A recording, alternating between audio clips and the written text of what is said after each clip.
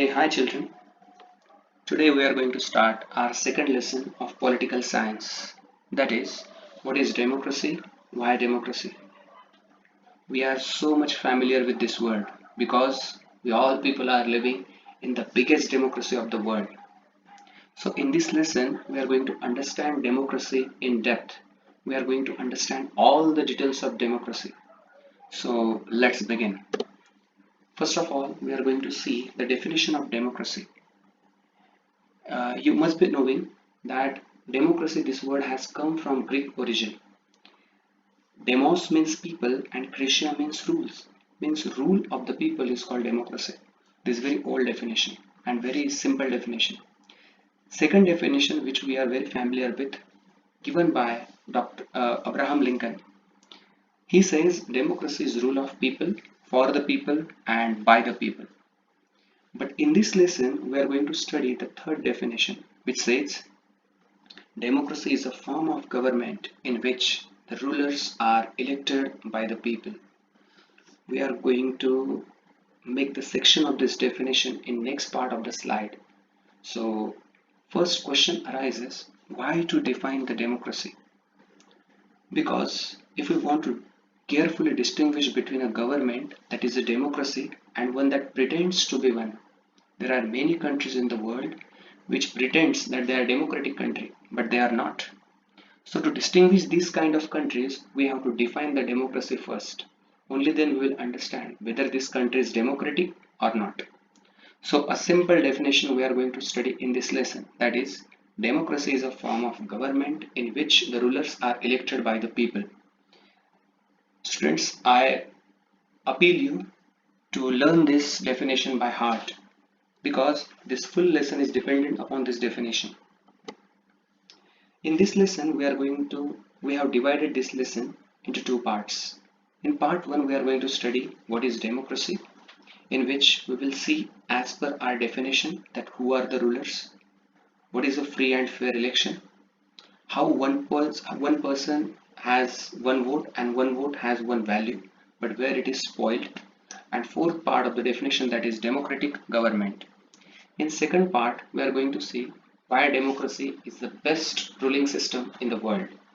So we will also discuss positively about democracy and we'll also discuss negatively about democracy, and then we'll take out the conclusion whether the democracy is the best form or not. So let's begin.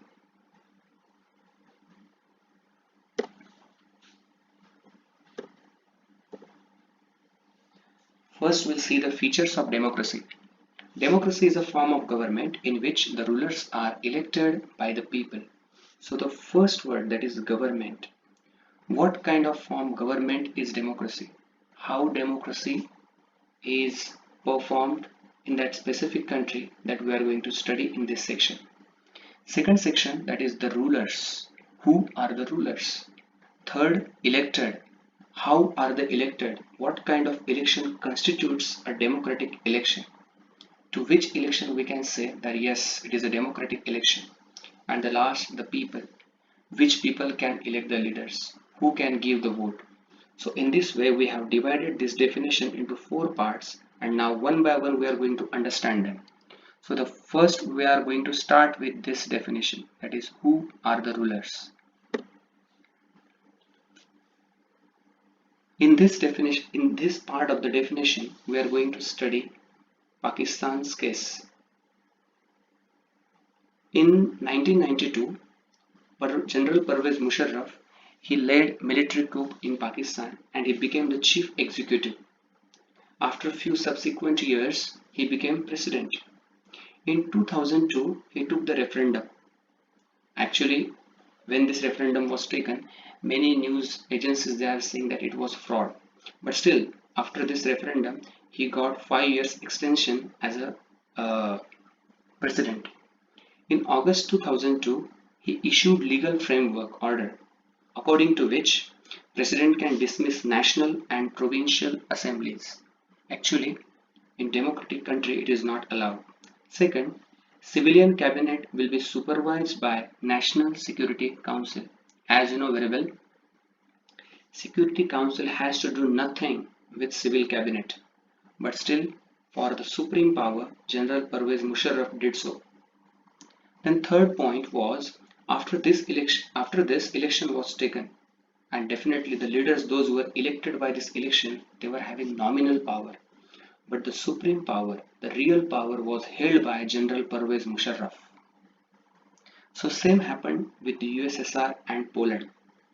In Poland, elections were taken, but actually Poland was ruled by USSR, and same happened with Iraq and US.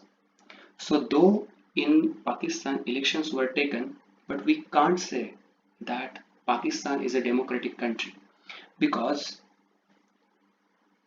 elections we are taking, but decisions are not being taken by those leaders who are representative of the people.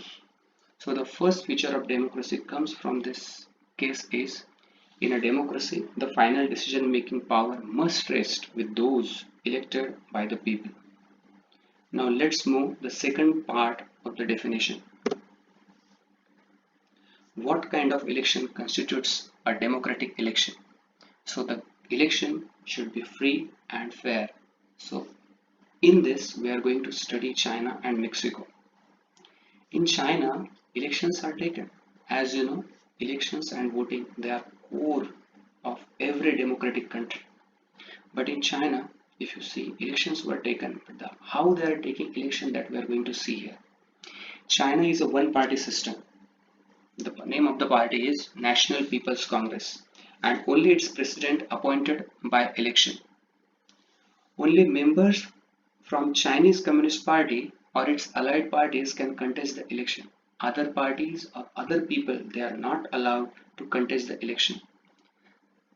3,000 members from different parts of the country are getting elected from China.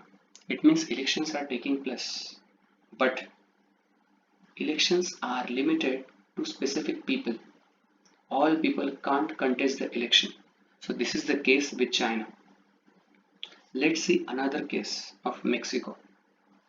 Mexico never went under dictatorship. Since 1930 to 2000 elections, it was always won by one party. The name of that party was PRI, Institutional Revolutionary Party. This party played always dirty tricks to win election. Which kind of dirty tricks they played that we are going to see here. Government employees, they were compelled to attend party meetings. Teachers were force parents to vote for PRI. Media always ignored opposition parties' activities.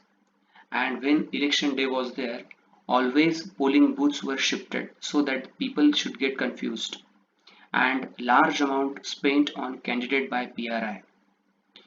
You might have observed one thing in these both cases that in both countries elections are taking place. But how elections are taking place, that is also the most important issue in democracy. So you can see how election is not free and fair in these both countries.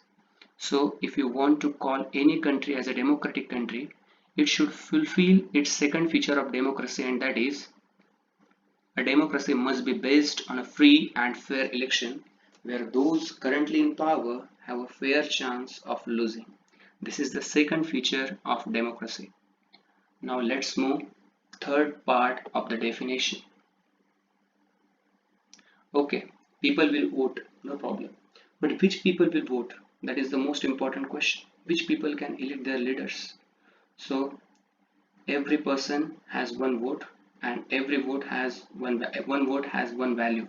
So here we will study Saudi Arabia, Estonia and Fiji. If you see the case of Saudi Arabia, their women, they are not allowed to vote. They don't have right to vote. Then let's see Estonia. Estonia has made its citizenship rules in such a way that people belonging to Russian minority find it difficult to get the right to vote. They don't get right to vote. And third, if you see in Fiji, the electoral system is such that the vote of an indigenous Fiji has more value than that of an Indian Fijian. So in these three countries, if you see, again voting is taking place, but only few people have been given chance or opportunity to vote. So third feature of democracy comes out, that is, in a democracy each adult citizen must have one vote and each vote must have one value.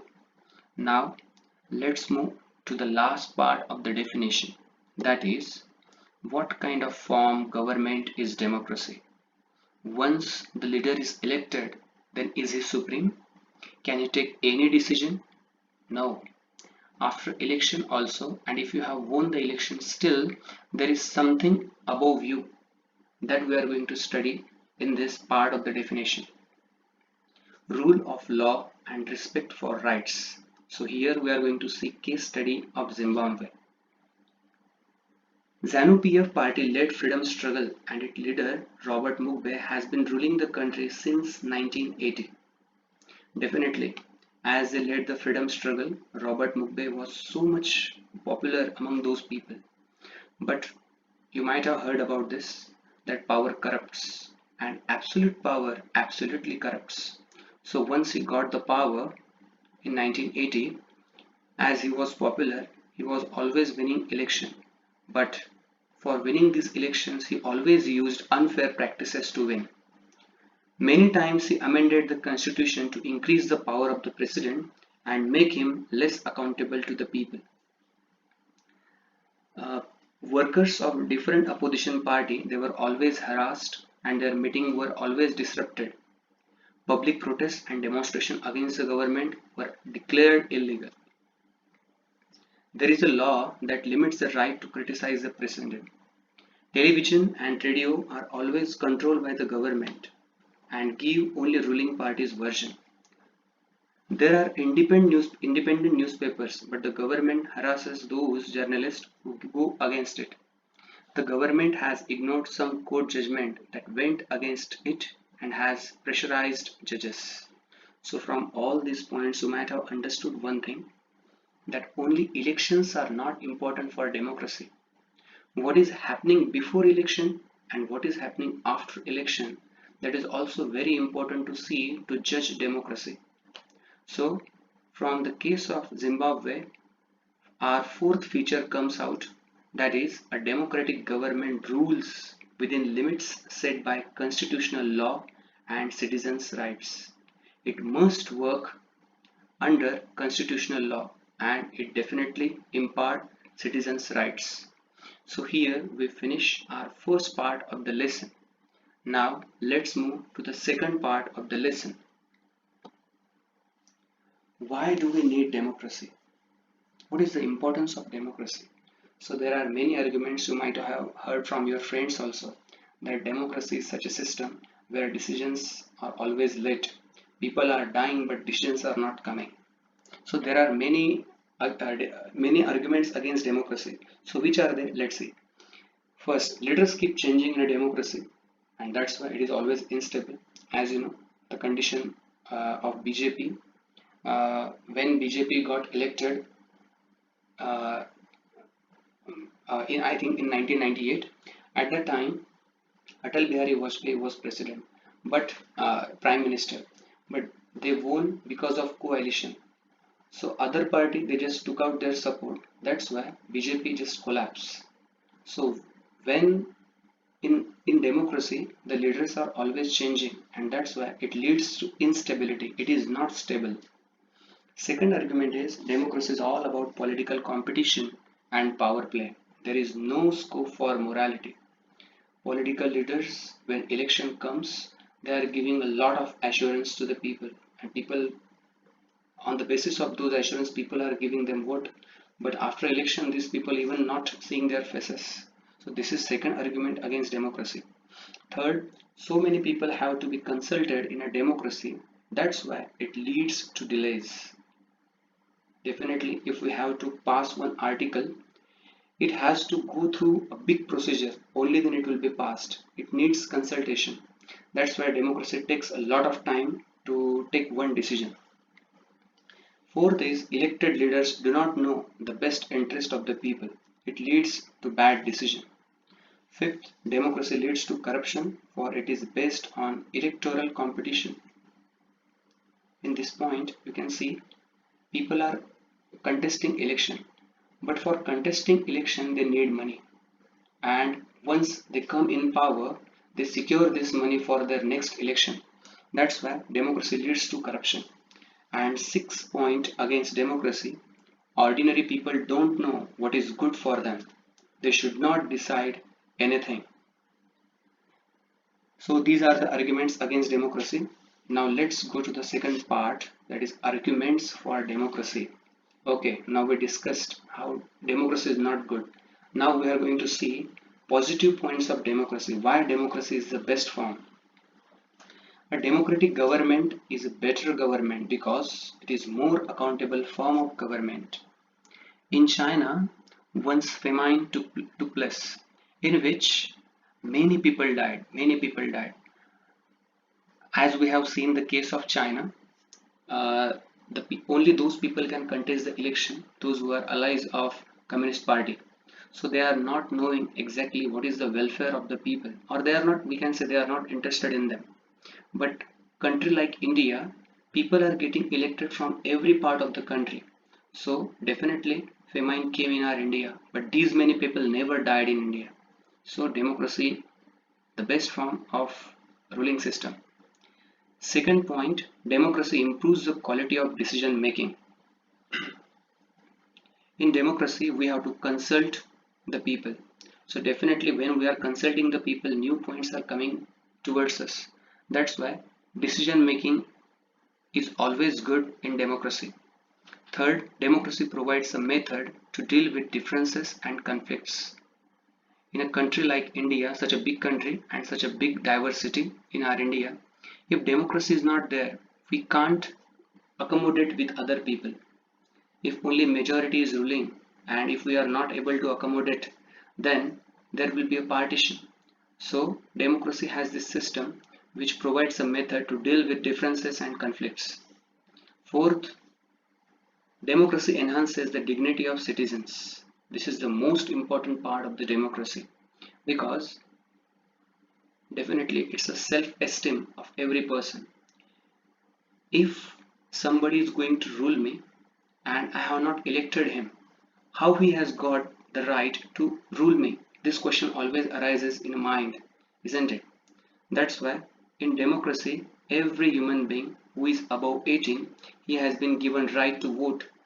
So he is going to give the permission to someone who will rule him. So his self-esteem and his dignity is maintained. That's why this is the most important part of democracy. And fifth, it allows us to correct its own mistakes. If any political party makes mistake, there is a chance that they will lose elections next time, and the next political party which will come, they will correct this mistake. So in democracy, there is a big chance to correct the mistakes.